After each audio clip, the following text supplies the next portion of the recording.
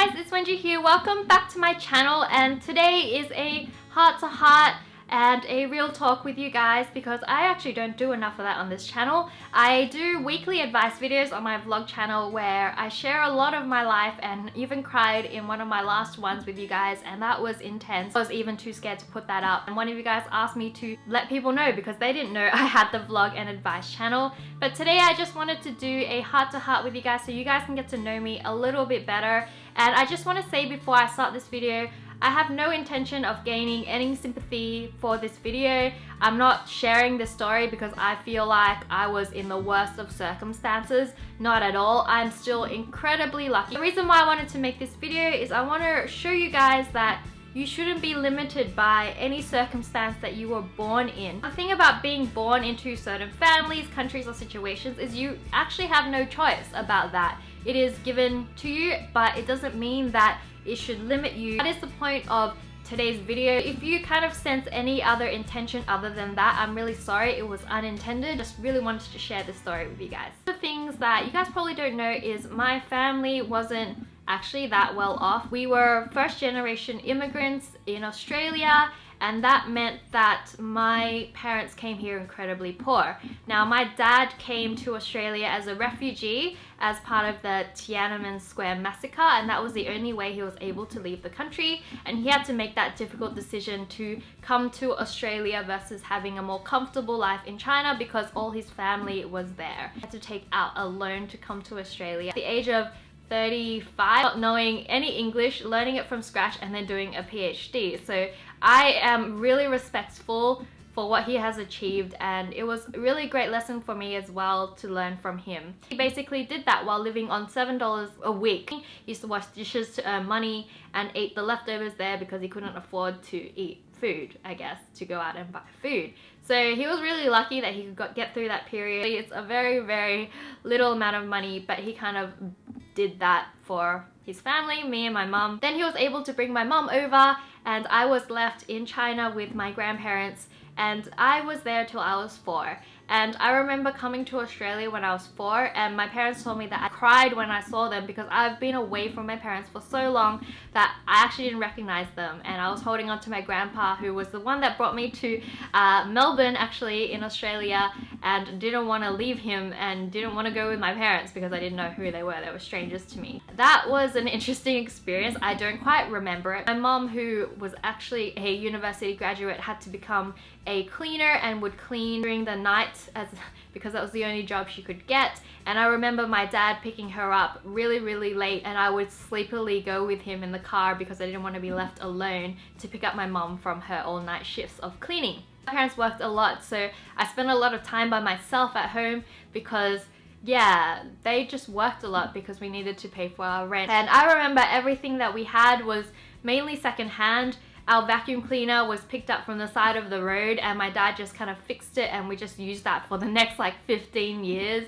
A lot of the stuff I got was from garage sales. I hardly ever had new toys. I remember the one time I had new toys was when I was 5, and I got like a $8 Transformer set from Kmart, and that was the highlight of my childhood. A lot of my toys came from stuff that I would make. So I would make tennis balls and make them into dolls by myself, and that forced me to be creative. So I was really glad that I had that experience. Didn't really have a lot of money to spend on toys, but yeah, I was really happy with that childhood because it made me creative. I think that's the reason why that I have such a big imagination now, because I didn't have toys to play with.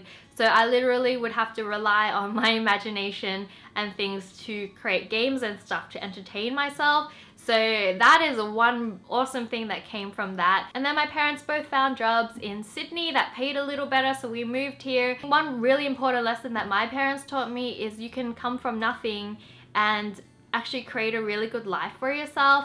And now my dad has paid back all the debt, now own a home. Now I'm so proud of them, and it's really given me, I guess, a really good perspective on what I could achieve.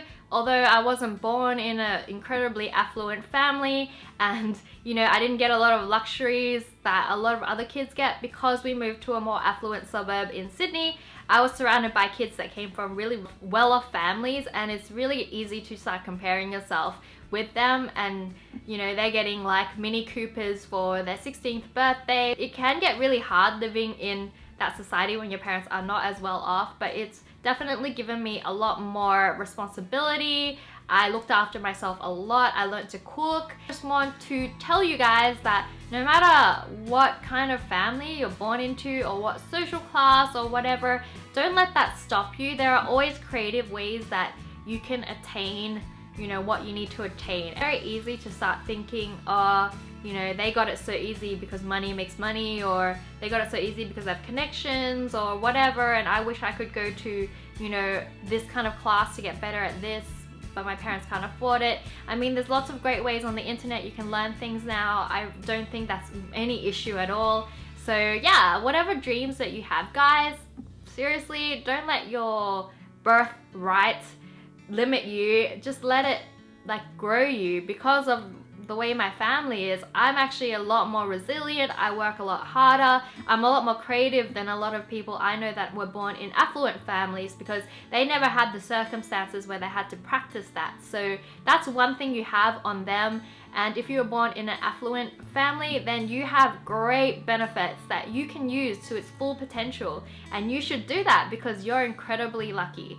If you want more advice videos like this, I actually encourage you to join my vlog channel, because yeah, I do that on relationships, on motivation, on career choices, on school things. If that's something you're interested in, we could have a weekly chat there, and maybe we could get to know each other a little bit more. So yeah, let me know down below if you enjoy this kind of chit-chatty videos, and give it a thumbs up if you do, and I will do more of these. But otherwise, have a great week. I love you guys so much, and I'll be back in 3 days with a normal beauty video. Yeah, love you guys. Bye.